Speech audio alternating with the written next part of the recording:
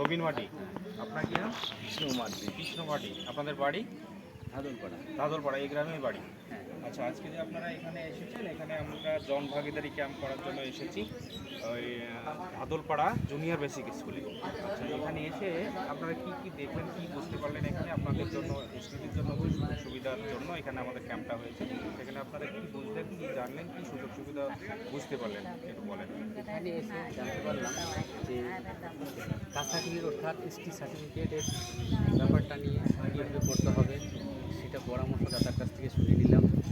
তারপরে ভাতা কীভাবে হবে সেটাও জানিয়ে নিলাম।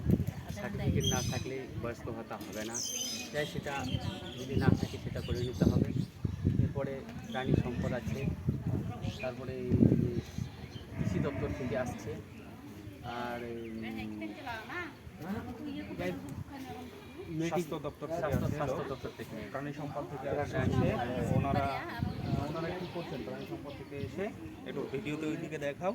তো ওনারা অনেক ছাগল গরু দেখতে পাচ্ছেন, এখানে ছাগল গরু আছে, সেগুলো প্রাণী সম্পদ থেকে ওরা করা হচ্ছে, চিকিৎসা দেওয়া হচ্ছে, ওষুধপত্র দেওয়া হচ্ছে। আচ্ছা, এই ধরনের ক্যাম্প হলে তাহলে আপনাদের এলাকায় আপনাদের লোকজনের সুবিধা হবে, এটা মনে হচ্ছে, তাই তো? হ্যাঁ হবে, অনেক সুবিধা হবে, আপনাদের বিষয়গুলো জানতে পারবেন। বিষয়গুলো জানতে পারবো, বা অফিসে গিয়ে হয়তো সেরকম জানতে পারছি না।